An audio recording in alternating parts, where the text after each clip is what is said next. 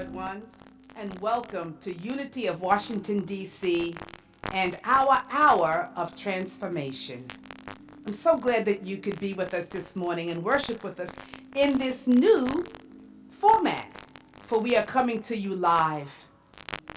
You know, I know these last few days have been challenging, perhaps. I know that they've been fast-paced and things have changed in the blink of an eye. We sent out information just explaining to people the coronavirus and what our intention was. And then a couple of days later, as things began to increase, we sent out another information for you, another video. And this one we said, well, maybe we will have church, but we're going to practice social distancing and some other things. I think that was maybe on Thursday. And then Friday evening, we got word that the mayor of the District of Columbia decided that there was going to be a ban of no gathering of people more than 250 persons in one place. And so the decision was made. We sent out a third email to let you know that we would be suspending our gathering together physically. But you know, this is such a powerful time because while we're not gathering physically, we now have an opportunity to gather together exponentially and to increase our ability to remain connected. But the point that I wanted to make was that in this fast-paced time of change, there's something that we need to be about. And unless we have the ability to be fluid in our approach to life, we probably are going to suffer. Because things are changing at such a pace that what was true yesterday may not be true today. What was needed yesterday may not be the thing that is needed today.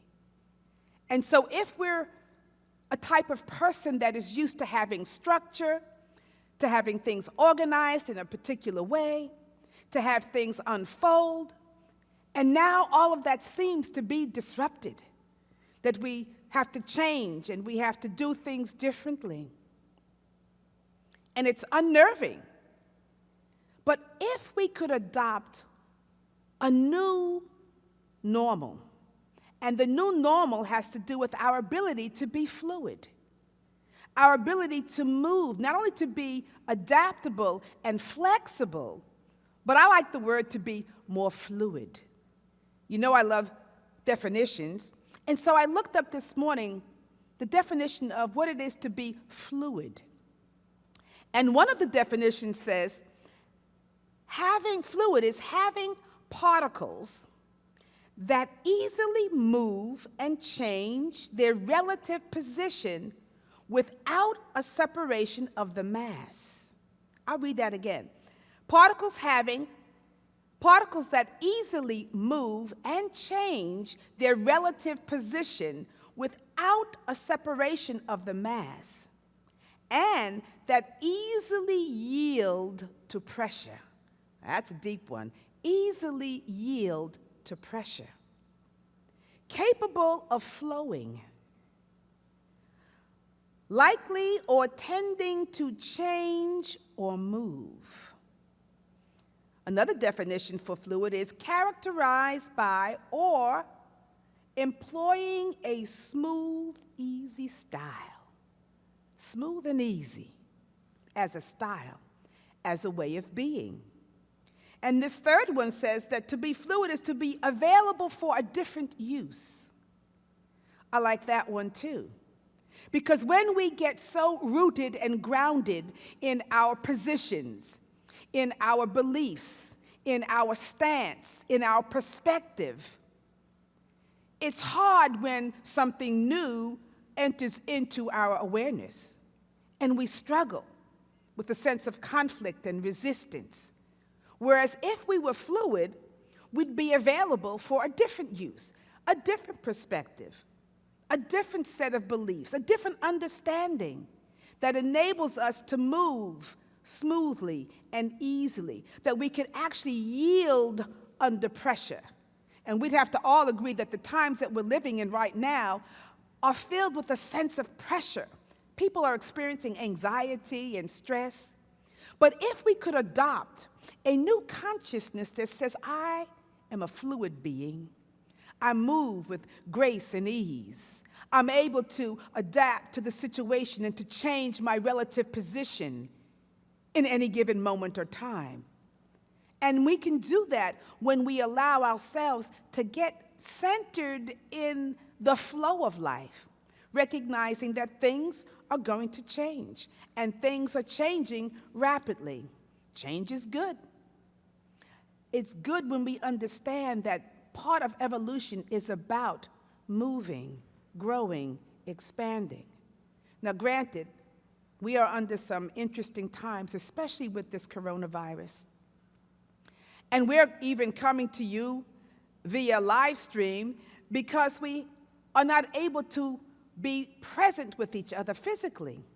In fact, we're all encouraged to experience and to practice social distance. This is a new word, a new phrase, social distance. And I thought this is so interesting as well because we are social beings. As a species, we love to gather. We love to connect. We form families and tribes and clans and villages and communities and countries, nations. We love to somehow connect. And perhaps that's because of our early DNA, when to be separate and apart meant that you might not survive, that it was natural for us to come together so that we would survive. And now we hear that we are to come apart so that we can survive. An interesting play, don't you think? And while we are experiencing this sense of social distance, I think that it is also bringing us to a place where we are now having to connect on a different level. That is, to go deeper. That is, to connect through spirit, to connect through conscious intention. I find people are calling friends and family where you didn't call before to find out, how are you doing? Everything okay? We're getting back actually to the old days when we made a conscious effort to make sure that we were connected to friends, family, our community.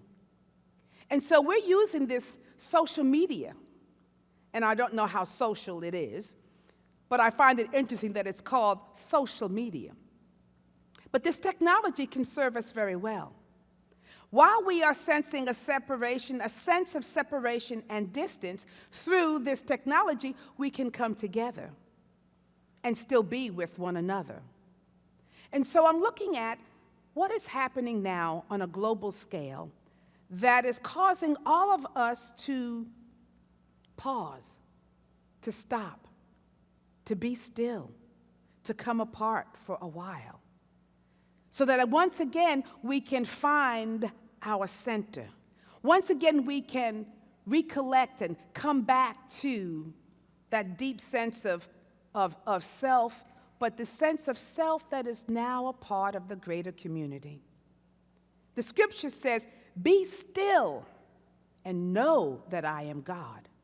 So one of the things that I think that this is about is that we have to learn how to be still once again, to come apart, and to know what is of value, to know the divine, to know God, to be still and know that I am God. Because all of us have to recognize that there is a greater force at work. There is a greater energy at play that is joining all of us together. And even though we are now practicing social distance and we are coming apart from one another, at the very same time, we are experiencing a deeper connection, because this condition, this virus, is powerful, and it's no respecter of persons. It doesn't matter what your cultural background is. It doesn't matter how affluent you are. It doesn't matter how educated you are or not educated. It is no respecter of persons. And what this is helping us to see is that we are more connected than we have realized. That we belong to one another in a fashion that we haven't thought about perhaps for a long time. That actually something that took place in China can spread around the globe in an instant so that we all are affected by it in whatever country we exist in. There's a deeper thing happening here, and it's a part of what I call the global collective consciousness. I wanted to read about this new theory in physics called, it's the unified field theory, which says that everything in the universe is unified. Everything in the universe comes from a sense of collective oneness, that we are intricately tied to one another. All of life, whether it's the ecosystems, the animal kingdom, our humanity, the stars, the moon, everything in existence exists within a unified field. A unified field of energy, a unified field of consciousness, a unified field of oneness. And this is our opportunity to awaken to the truth that we are connected on a deeper level. And the gentleman who has been working with this unified field of consciousness and energy, stating that there's this one sense of intelligence, this one sense of consciousness that permeates all being and is the foundation of all being. His name is Dr. Hagelin. And I want to share some things of what he says about this unified field, and some call it superstring theory.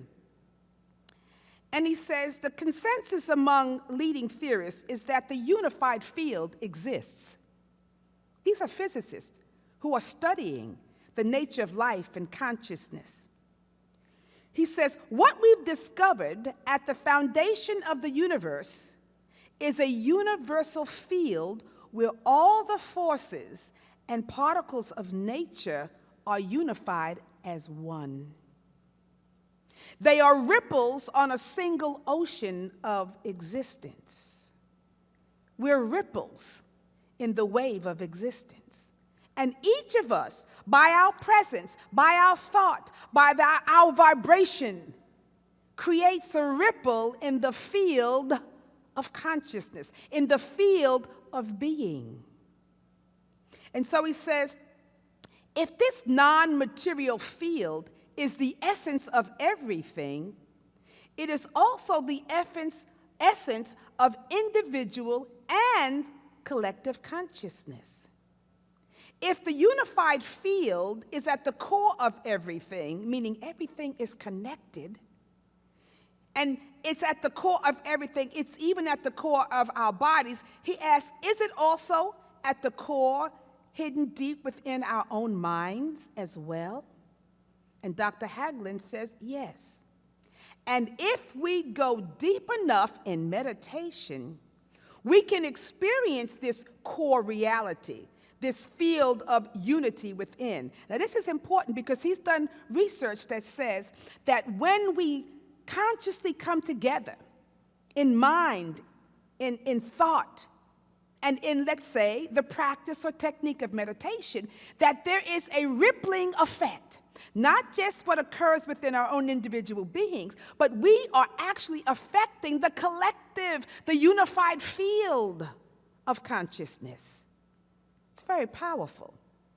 And then he says this, although Western science currently has no commonly accepted understanding of consciousness to affirm or deny how it relates to the unified field, but for thousands of years, the world's great meditative traditions have identified its underlying power, the unifying mind and unifying matter together. And what he says is, our minds profoundly mirror the structure of nature, and that we can dive within to deeper levels of the mind, accessing more powerful levels of thought and ultimately the unified field itself, the most powerful, limitless, universal level of our own consciousness. And so when we do this is one sentence that I love that he says, that when we are doing this, we can actually affect the consciousness of others. He says the power of group meditation has the power to change the social climate. You get that? The power of group meditation, which is individuals collectively aligning their thoughts, opening their hearts, and holding a certain vibration, has the ability to affect the social climate around them. And we say social climate, social consciousness as well.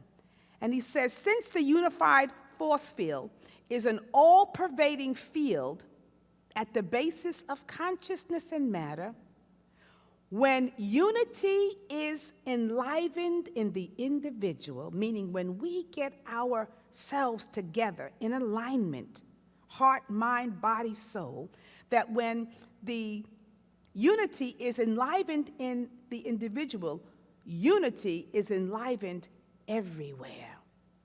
There is a field of consciousness, and he calls this is a field effect of consciousness. Now, it sounds all technical, but what it basically means is that, friends, there's power in the collective.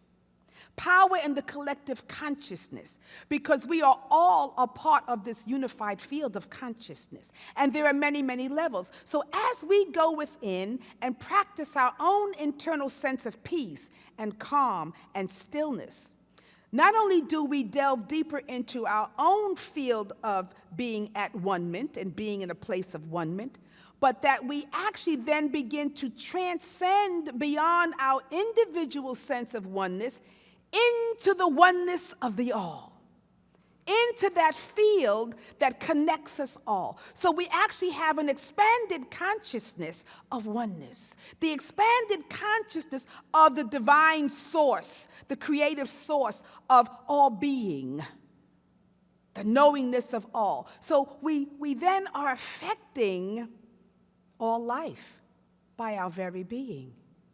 This is no small thing, and we are no small thing. We are magnificently made and intertwined and connected with the whole scheme, the matrix of life itself, and we have the power to affect change, transformation, growth, healing, wholeness, oneness. We can remember, this is what I think recollection is all about, to recollect into the consciousness and the remembrance of who we are, and to transcend even our individual sense of self into the greater expanded sense of oneness, and how this sense of oneness is unfolding in the manifest world. So we can bring about healing, we can bring about wholeness, but we must learn to then use our sense of connection for the higher purpose. So I'm encouraging us to do more prayer, but not prayer as a method of panic. We're not praying because we're panicking. We're not praying because fear has taken over, but we are praying now with purpose. We are to pray with conscious, focused energy, directed for the healing of humanity, the healing of ourselves, for divine protection, for the unified force and field of oneness to be manifested through us, through the individual and through the collective. We have this ability. This is ours. This is what it means to be a conscious, awakened being. We are so blessed on this planet, and we have a responsibility to take care of each other because we belong to one another. We belong to the trees, to the plants, to the animal kingdom. We belong to all of it. And because we are at a certain level or plane of consciousness or in the field of existence, we're not necessarily the plant kingdom and or the animal kingdom, or that we are humanity, spiritual kingdom. And so as a responsible, awakened being, we can use the power of the collective to heal the ills that we are experiencing today in our individual lives, and yes, as we transcend the individual and we go deep within, we then affect the collective. That's a powerful experience to be. So when you are spending time at home in social distance, you are actually having the ability to go within and to put forth light, powerful prayers, sacred intentions for the safety and the manifestation of wholeness on the planet, oneness on the planet, love on the planet, of these higher values and beliefs and principles that we all know and say we ascribe to. Now is the time for us to use it. Now is the time for us to express it. Now, more than ever before, is the time for us to come together as a collective body, as a collective species, to move and advance ourselves forward in healthy, productive ways. What a sacred, blessed time this is for us. We could use it to fall into fear and doubt, or we can use it as taking the step forward in our evolutionary growth by coming together in a unified field of conscious action, conscious thought, connected thoughts, right? Connected energy. We are waves, particles and waves in this vibrational field, this unified field. And every thought you think sends a wave out. Every thought every feeling that you have sends that wave and it ripples out. So why not, as light bearers, true students, people of faith, why don't we send out ripples of love, ripples of truth, ripples of healing and wholeness and connection? This is ours to do. This is our shining moment. Around the world, we are being called to step up higher. And so I'm encouraging all of us to take time, this time that we are coming apart for a while, and to meditate. Because when you do, when you become aligned with the good that is, with the pervading presence of the all-being, of the allness and the isness that is God, the divine, whatever you want to call it. But when we take a moment to align with that, we send forth powerful ripples that will change the trajectory of our evolutionary growth. This is a call for us to wake up and say, we can do this. This is our time and our moment to do this. So send forth love, send forth peace. Connect if you're home, connect with your family. Call your friends, see how they're doing. Check on a neighbor. Send love and light to the planet. Send love and light to those who might be experiencing illness. Send out the highest vibration that you can, because there's power in the collective. And that collective energy, it moves within to the individual, and it moves from the individual. So there's a flow. We receive the good, and we want to put the good vibration out into the collective so that those who are seeking it can feel that vibration. Those who are in fear, those who are experiencing lack and limitation can catch a new thought, can catch a new vibration that, wait a minute, there's the abundance in the universe. Wait a minute. There's wholeness in the universe and health in the universe and peace in the universe. Let me catch those vibrations. And we put them forth. As we put it forth, others catch it and we are able to receive it. And then we put forth again. And we take in from the collective and we give out to the collective. We are fluid.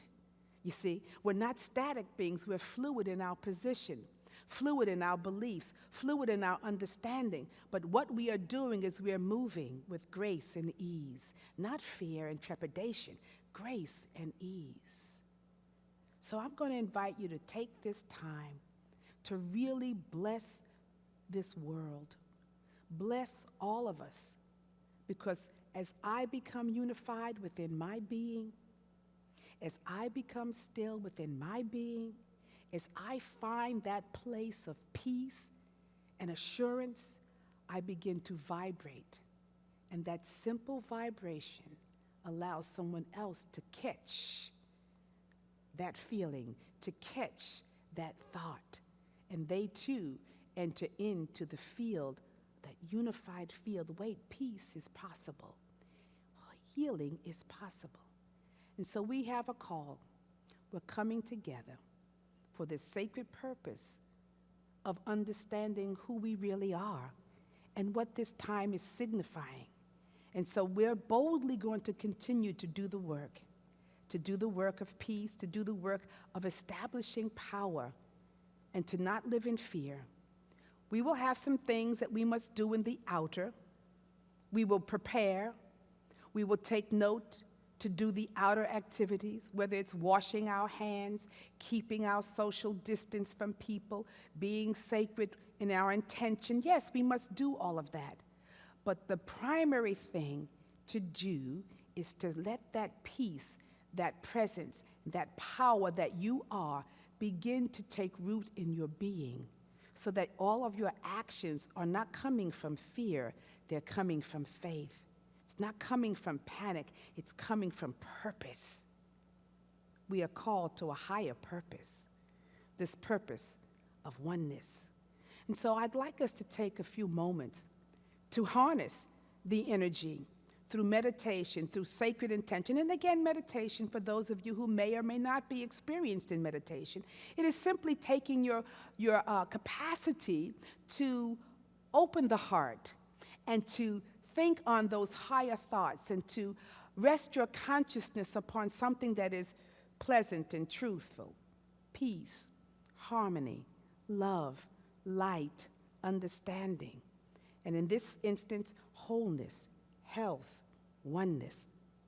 So I'm going to invite you to take a few moments now and to allow yourself to find that comfortable place where you can get still and you can rest within your own being, so that we can experience this sense of the collective unified force as we will hold the sacred intention for peace and healing and wholeness throughout this planet, so that every soul, every individual may pick up that vibration and that thought, and we can eradicate any semblance of a coronavirus or any other type of virus. So just begin to find that place within and breathe deeply. And as we do every Sunday here at Unity, we affirm a prayer called the Great Invocation. And this is our ability to send forth the ripples of peace, to speak our truth for the world, for humanity, and to put forth these high ideals into the unified field of consciousness. So those of you who know it, you can affirm it, but I want you to just listen as I read these words, and listen with an open heart. Let the music play, but listen with an open heart. Feel the vibration of these words and send forth this conscious intention for our world today. And it reads as thus: from the point of light within the mind of God, let light stream forth into human minds. Let light descend on earth. Think about that. From the point of light, let light stream forth into human minds. Visualize light streaming forth into every heart, every mind, every person. Feel that vibration of those thoughts flowing throughout the globe, touching every soul. From the point of love, within the heart of God. Let love stream forth into human hearts. May love increase on earth. See love streaming forth from the center of your own being as a divine energy, as a high vibration, and streaming forth into all human hearts. From the center, where the will of God is known, let purpose guide all human wills, the purpose which the masters know and serve. See, there's the center in the unified field of consciousness, in the presence of God, in that place where we all exist as one. From that center, where the will of God is known, let purpose guide all human wills, the purpose which the masters know and serve. We are praying with purpose for our world. We are praying with purpose that the divine idea of health and wholeness and oneness is now being established on the planet, so that every soul is responding to the healing energy of the divine. From the center which we call the human race, that is the collective consciousness, the unified field of good, let the plan of love and light work out. And may it seal the door where error dwells. Let the plan of love and light now be unleashed upon the planet, and may it seal the door where error dwells, where there's any sense of separation, any invalidation of our brothers and sisters. Let all of that fade into nothingness, so that all that remains is this plan of love and light working out in the consciousness of all souls, all beings. Let light and love and power restore the plan on earth. Let light and love and power restore the plan on earth. Let light and love and power restore the plan on earth. So let us just take a moment now and go deep within, allowing us to touch our hearts and to feel this sacred divine love, this energy that permeates within the universe, this energy that connects us all together. Let us feel this sacred energy as the one presence and the one power that resides within all of us. And from this place of oneness, from this place of power, we create a sacred intention to put forth love and light on the planet, that we might heal together, that we might express wholeness together, that we might lift ourselves up and move into a new stratosphere, a new state, a new paradigm of bringing heaven upon the earth, of divine connection.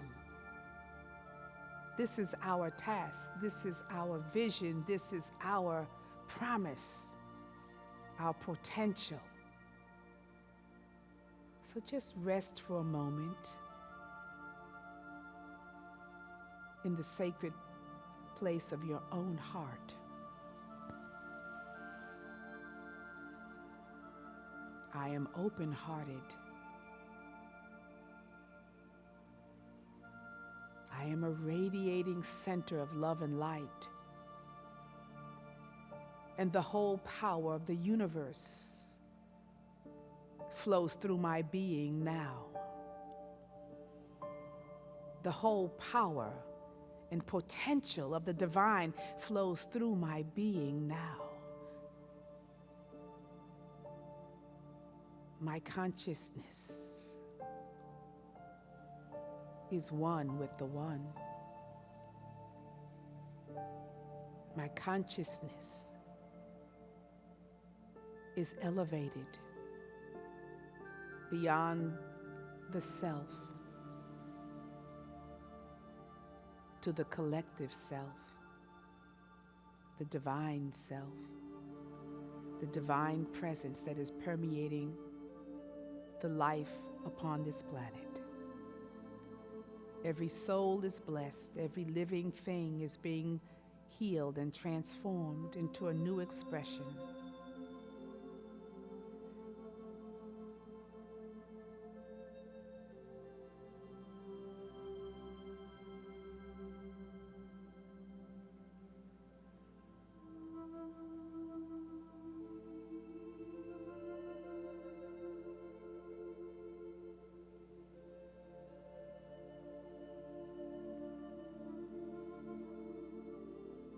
In the moments of silence, we transcend the self and we stand in the presence of the divine essence of God within the midst of us, flowing to us and through us. We are fluid. We are bringing love and light into the world. So just begin to take a deep, deep breath.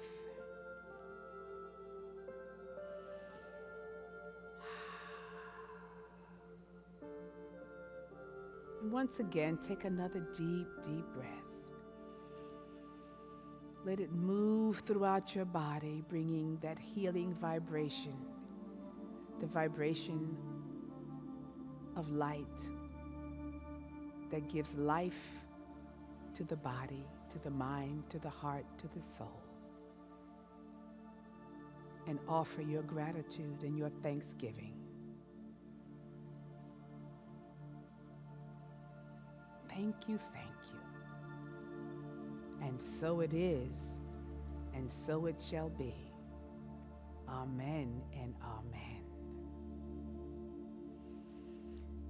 Beloved ones, I'm so glad to be with you today and that you have tuned in and joined us in the collective. We have work to do and we'll meet again, perhaps next Sunday, through the virtual world of social media. But we are meeting really in the collective. So we're thankful that you're here. We continue to hold everyone in prayer, purposeful prayer, affirmative prayer, prayer that is the truth that will set us free. I invite you also to remember that we are here as a beacon of light, that this is a spiritual community that is open to all souls who are seeking the love and the light of the divine. And we are a community. We are a family. We are a clan. We are a tribe. We're a village. We're a country. We're a nation. We are in the collective consciousness of the universe.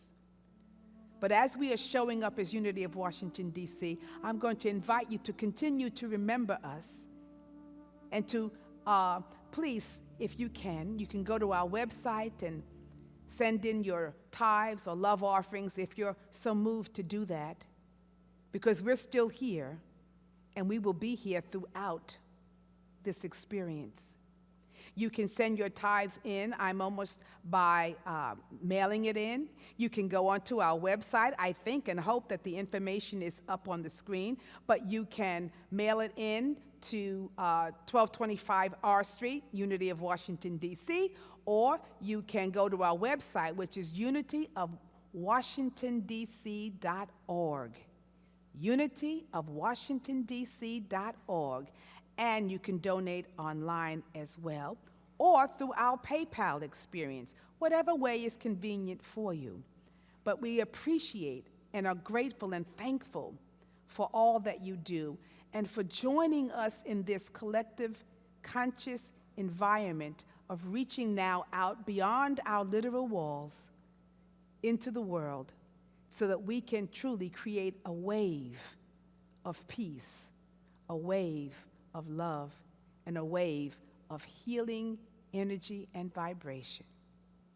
I'm delighted to be with you. Once again, I'm Reverend Sylvia Sumter, and I hope you'll join us next week. In the meantime, keep the consciousness high. Wash your hands. Be blessed. Thank you, and namaste.